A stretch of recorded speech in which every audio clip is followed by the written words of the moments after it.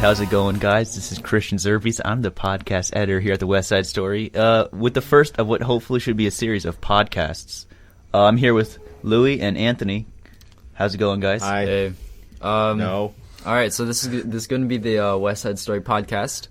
We're just going to be covering a variety of topics, ranging from like school-related news to research topics or whatever you guys want us to do. Yeah, I mean, pretty much anything.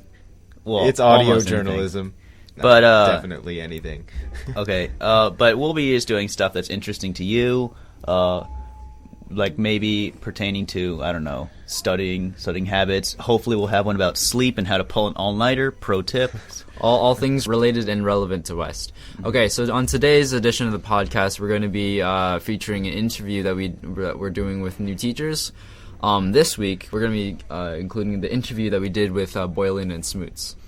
And this is going to be first of a couple teacher interviews, new teachers here at West High. It's their first year, and they've all been fantastic. They're all very nice people, and so hopefully these interviews will be just, an insight into like what they're like. They were really fun to make. They're also they're really good conversationalists. All right, so I hope you guys enjoy this interview, and here it is. Before we started, you guys were kind of talking about like the difference between like a small school and big school. So why don't you like talk a little bit about what your like background was before coming here and how it's how West is different from your experience in the past? Okay. Oh, yeah, you can. So I was teaching in Muscatine for the 3 years before this, and I'd say Muscatine is still relatively big for Iowa. It's not like a bunch of towns that all come to one school or anything. But I'd say expectations here are a lot different. People are here early. People stay late, like by choice. Like, the library's open until 4:30. Okay, cool, I'm going to stay. And then you'll hear people complaining in the hallway that it's only open till 4 now because they would like to stay after school for more than 50 minutes to do all of their stuff. And there were people like that in Muscatine, but it wasn't as widespread as it is here. It wasn't like the general culture. Right. I had to be gone the very first week. My daughter had a doctor's appointment, and I was really nervous because I didn't even know my students yet, and I felt bad leaving them with a sub. I was really nervous about, like, oh my God, what's the sub note going to say? And I came back, and the sub note said, this class was great for first period. I was like, made it through one. This class was great third period. I was like, what? This class was great fifth period. This class was great sixth. This class was great seventh. I was like, oh my gosh, all 5 classes were really good for a sub, and I don't even know them yet. It's one thing if you know your students and like you've established your culture and everything, and they see you have high expectations, but it seems like a lot of that is kind of inherently built in here, which I really, really like. Okay. So you've largely like noticed like a change in like culture. Has there been like a noticeable change in like class dynamic that you've noticed? It's hard because I was teaching in kind of an alternative program in Muscatine, and so a lot of the class dynamic there, was a lot less traditional. So like I didn't have desks in Muscatine. I sat in tables, or my students all sat at a table, kind of like the one that we're sitting at, and they would all face each other, and I would basically give them something to try to work on, like a task to work through for the whole period. So maybe I would lecture for 5 or 10 minutes at the beginning, then try to figure it out. And here, I have my desks arranged in a pod, but there's just a different dynamic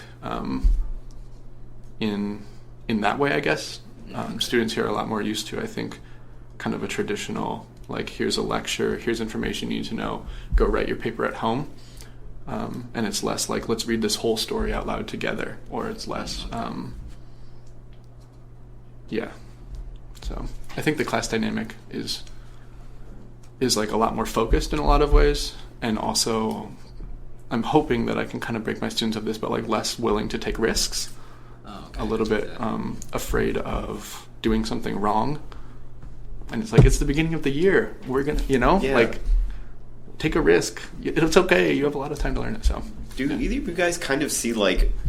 I was talking to Stacy Noble yesterday, and she kind of talked about how there's like not exactly a willingness to collaborate with other students, like voluntarily. Do you guys see that? Is that like prevalent in any way?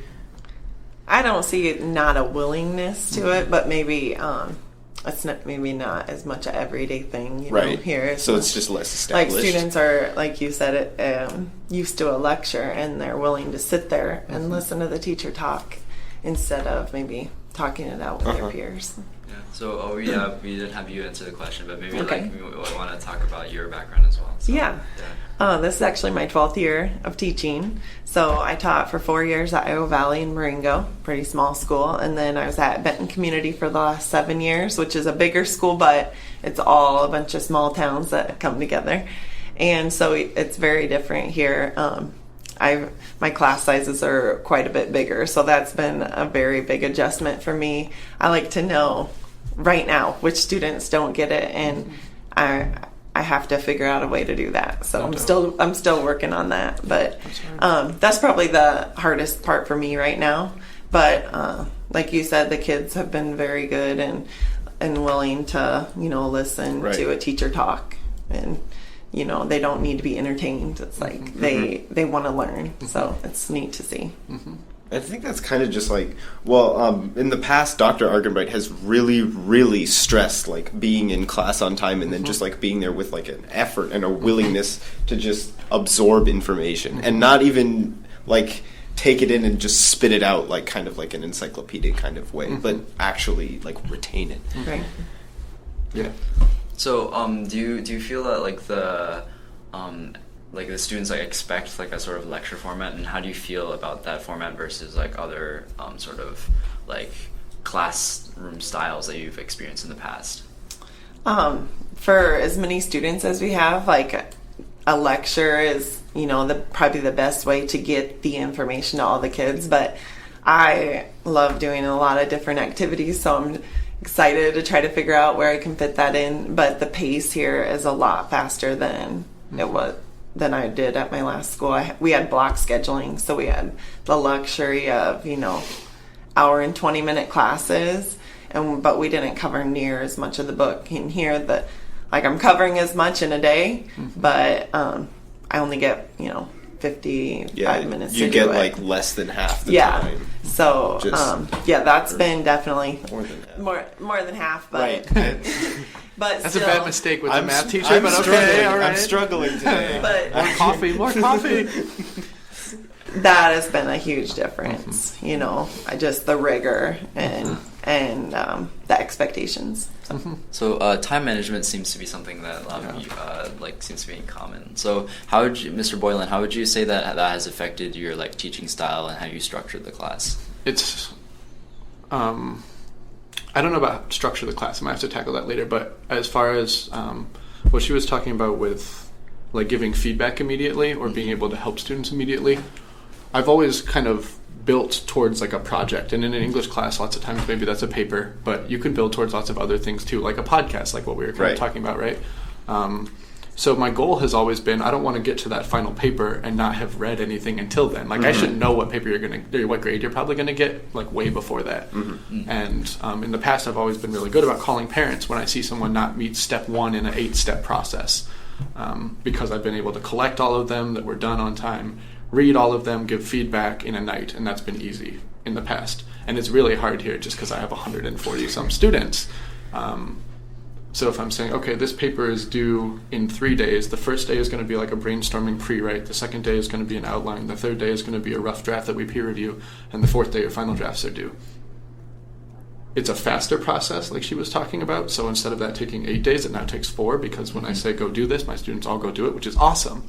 But it leaves me less turnaround time to like look at all of it, give feedback on all of it, and catch those people early that I need to be able to catch and say, look, I got to call this parent. I don't think this person's understanding this kind of issue.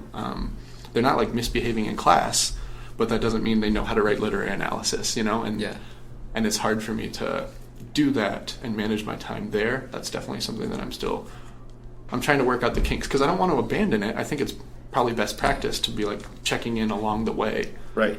Yeah. Like, I think you should do that, but I haven't figured out how to do it without just going home and grading from 4 until 10 every night. Yeah. So it's difficult to get that feedback loop Yeah. with so many students. And get it in teachers, they call it formative assessment. But if you're not a teacher, it's just like the idea that it's kind of important that your teacher knows what your thesis statement's going to be before you write your whole paper. Because if you have a terrible thesis, your paper is going to be awful.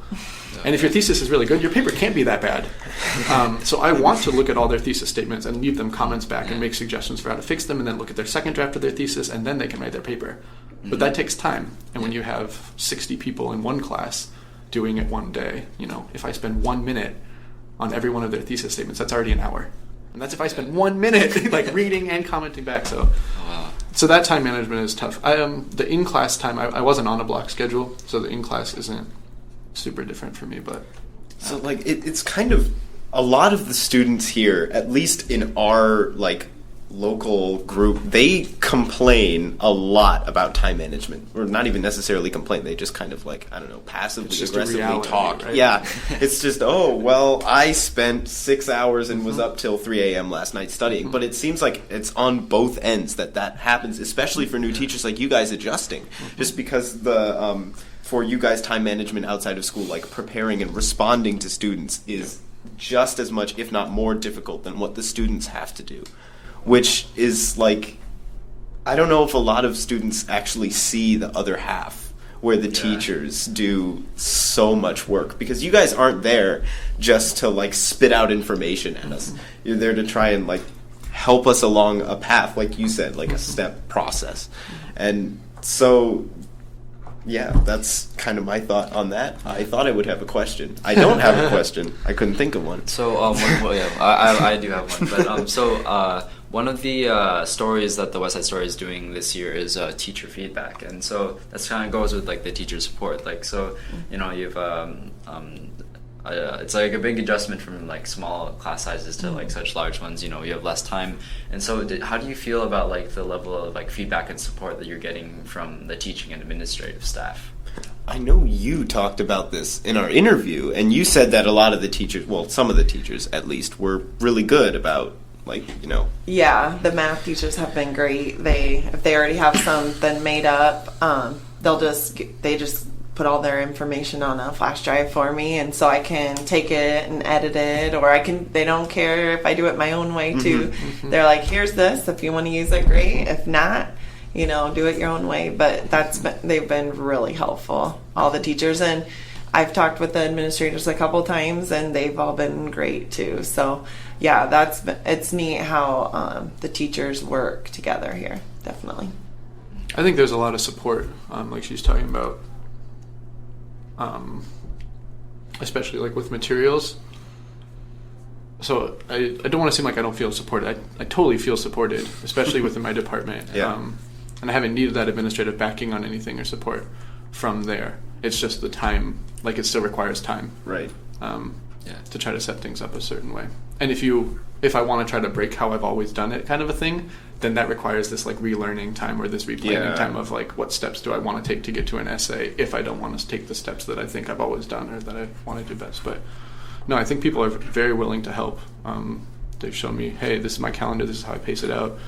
Here's copies of stories that I read. Here are things that students don't do very well with these stories, so maybe you can tip them off beforehand. Here's common problems with this group of students with this story, with this essay, with this little small assignment.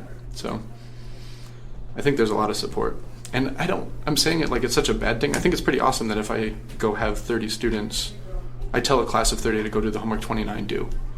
Like that's pretty cool. I don't know if people at West are aware that that's like not a thing everywhere. Yeah, it's so you talked about like the 6 hours of homework, right? That's just like an accepted fact here. I know. And that's great. That's partially why I think West is so high achieving, because the pace moves so much faster. You can learn so much more if you go do all of these things. You're just exposed to more, which allows you to get into more depth with different things. And yeah, it's great. It's just time. Yeah, I can't imagine, you guys that are busy with a whole bunch of activities and then you've got to try to do homework after it. Right. And, like I was saying, we had block scheduling, so my students had four main classes to worry about. Yeah. Yeah, I can imagine you have 6 or 7, classes that you got homework in every night. It's like... But I think students want it even. Right. That's the thing that's kind of crazy. Is like expect. I teach 10 honors, and I think if I told my 10 honors students, I understand that a lot of you guys take AP Euro and are taking other hard classes also, so I'm just not going to give you homework at all this year. I think I would get a lot of parent emails, right? Or a Yeah. lot of like, what the heck? My kid's in 10 honors. Give them 2 hours of homework a day, right? Like, At least, if not more. more, give them 3, right? Like, make them read the whole book overnight instead of 2 chapters or something. It's like, well, I don't know if that's really the best way, actually. Grapes but there is of this wrath in a expectation. week. Like, Do go. So, yeah. And I think that we kind of live in like an educational No bubble here, especially in Iowa City, because of the university and No its doubt. Yeah. its pace and especially its prestige within like the writing community. Yeah. And then not only that, but it's expected here at West. And I think a lot of the people here don't understand that. Like, look, so those are our friends. That's Joe and that's Chris, and like so those guys are really high achieving people. Like Chris plays soccer, and he also takes like a ton of AP classes, and so like a lot of the students here don't realize that is not the norm. Right. Like if you go to another place, Yeah.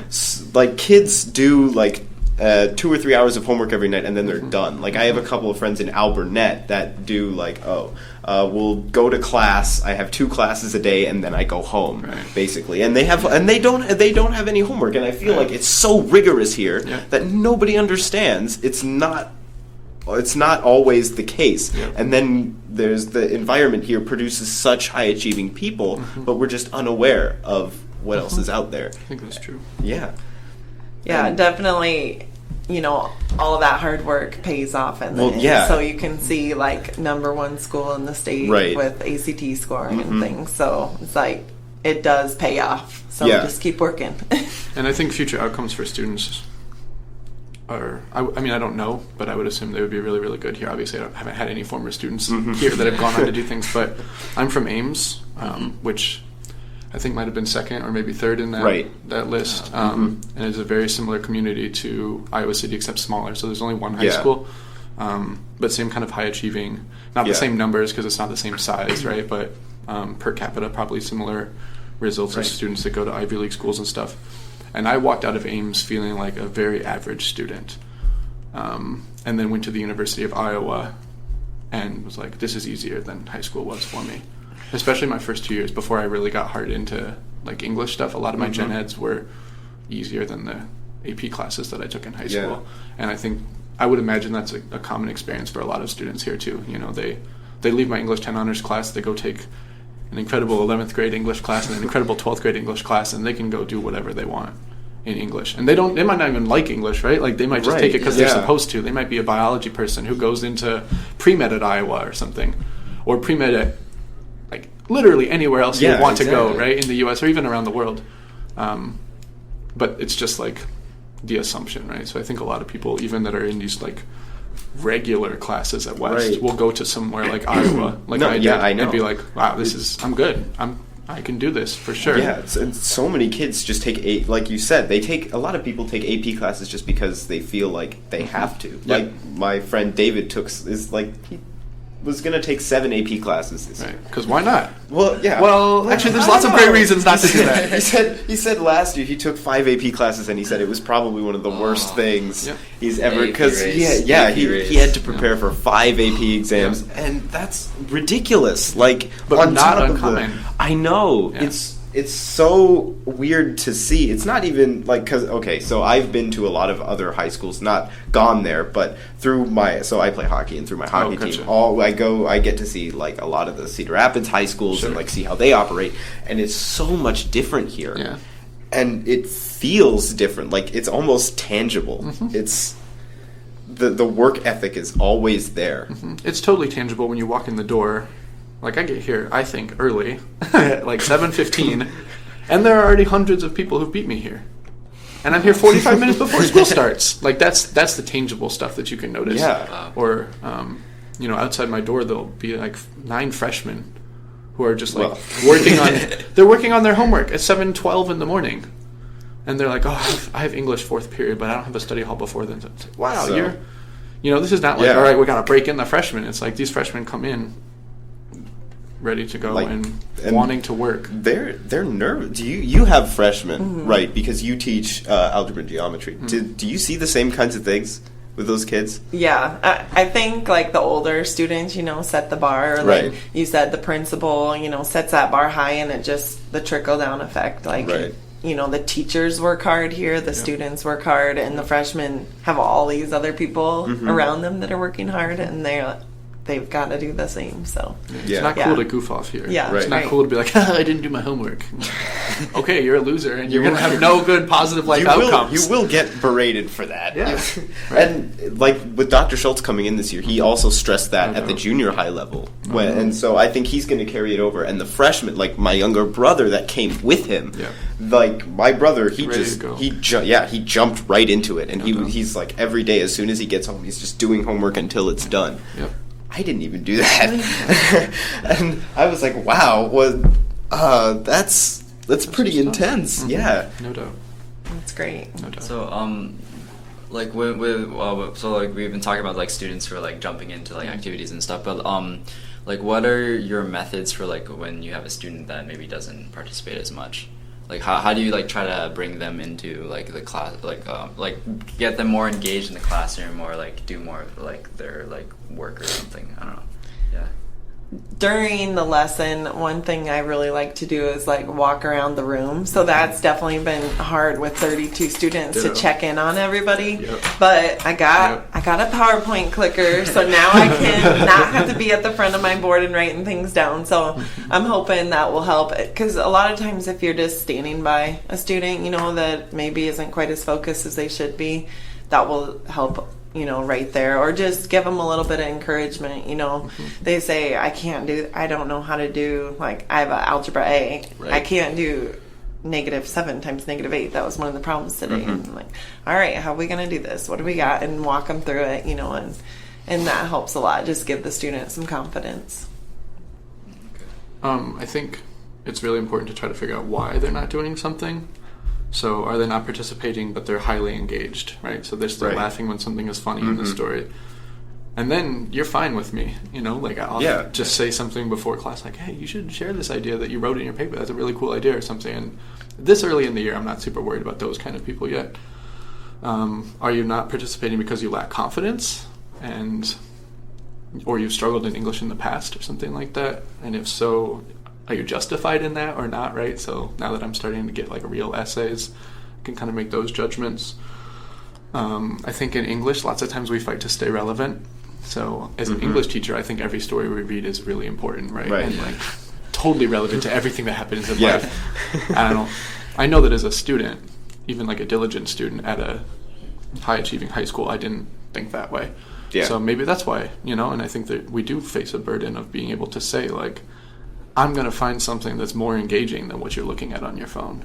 And I think we have that like responsibility. I don't think that's a student being a jerk. I think if we can't answer that question, like we're in bad shape. So trying to be reflective about what am I teaching? How am I trying to get them to participate? Are they not participating when I call on them and then I talk for 3 minutes after they say 1 second of conversation? Like that's not a conversation. Yeah. I wouldn't want to talk to that person either.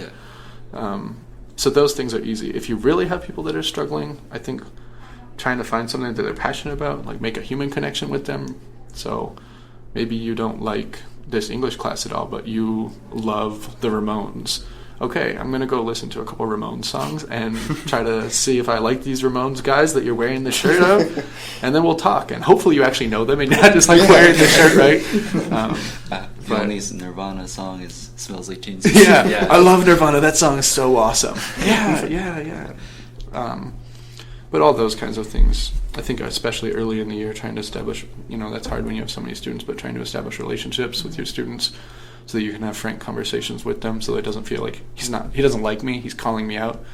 It's like he actually wants me to be engaged with him. But you can't have those conversations until you have that relationship, so. That's cool. Yeah.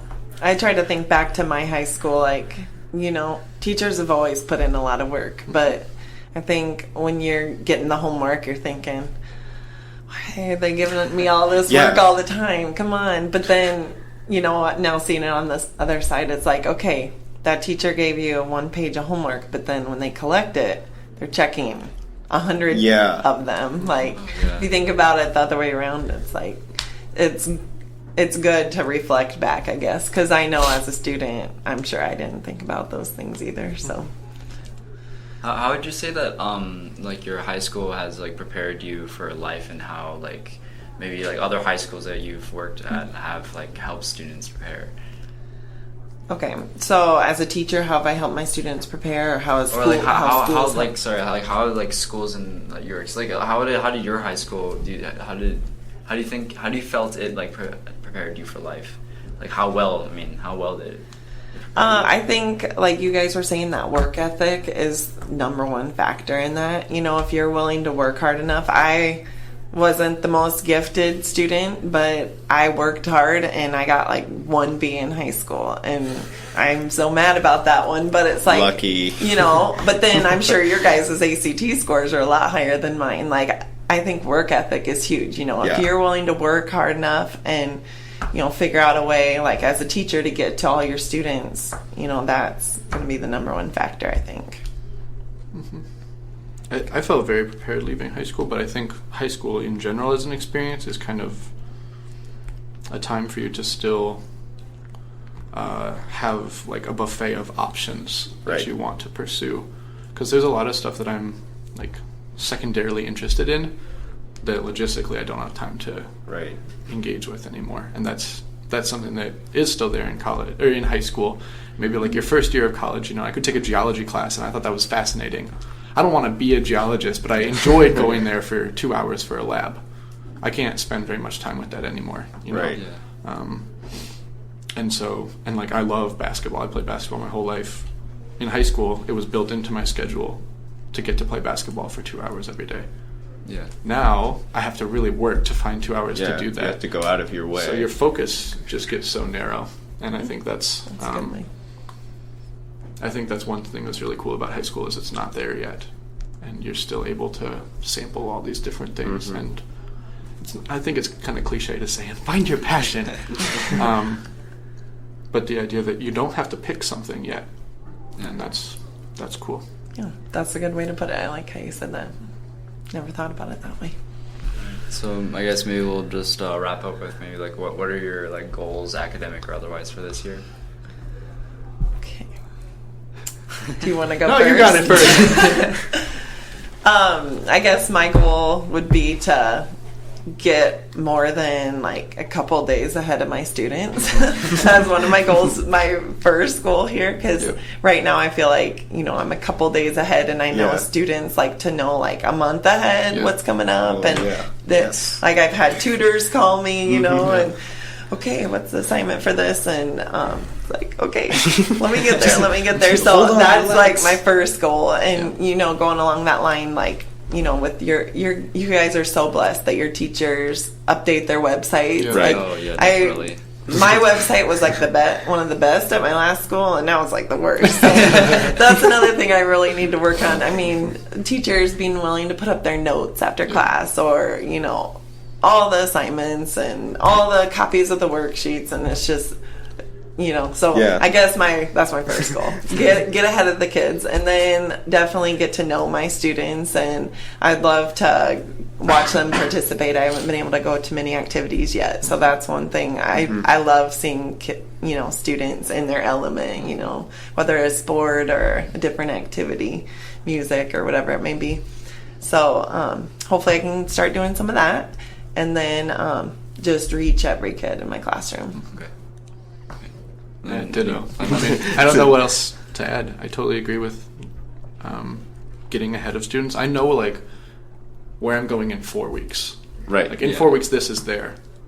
It's just how to but get like there. nailing down the concrete things, you know, like I know that my students in 10th grade honors will write a 3 to 4 page literary analysis paper that uses textual evidence from one of these stories. But like, what am I doing tomorrow? Which story am I teaching? How am I getting them to engage with that teaching tomorrow?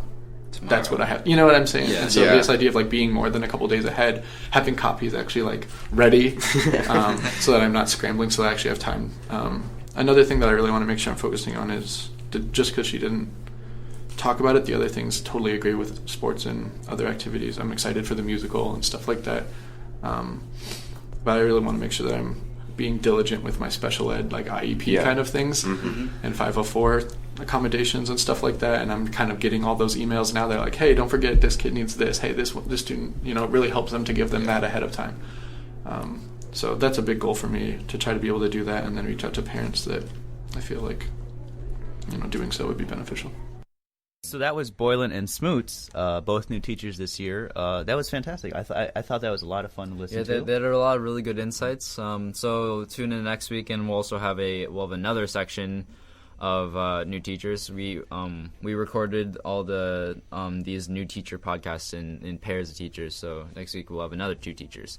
Okay, so since this is a new show, we're going to be introducing a lot of new segments. The idea for this new segment was by Anthony, so you can take it away. Yeah, so I figured since a lot of people have a lot of problems, we might as well have an outlet for people to voice their concerns and or complaints, or essentially whatever. So if you are upset about something that's happening at school, like whether it's personal or whether it's completely trivial, you can email it into us, or even write it into us if you really want to. And we'll feature it on a new section called 2 Cents, which is essentially, wow, man. You write in, we read your responses on the air word for word. And anything that you say is, we can comment on it, we can figure it out, we can analyze your concerns, and maybe give you a little bit of advice in the end. So we'll probably just have a suggestion box outside the journalism Literally, room. A suggestion box. A suggestion box. Which was the original title for this section, but we decided to, let our artistic talent flow. Yeah. That's where we got Right, exactly. 2 cents. I also had pennies in my pocket, so I figured, All right. wow. 2 cents. All right, well, I guess that was this week's podcast. Yep. Tune in next week. We're going to be releasing every Friday morning, I think. Friday morning, whenever it's, It'll just ready. be covering Yeah. the whatever topics we prepared and news from the preceding week. So, All right, so I'm Louis. I'm Anthony. and this was Christian with the West Side Story Podcast. See you guys later.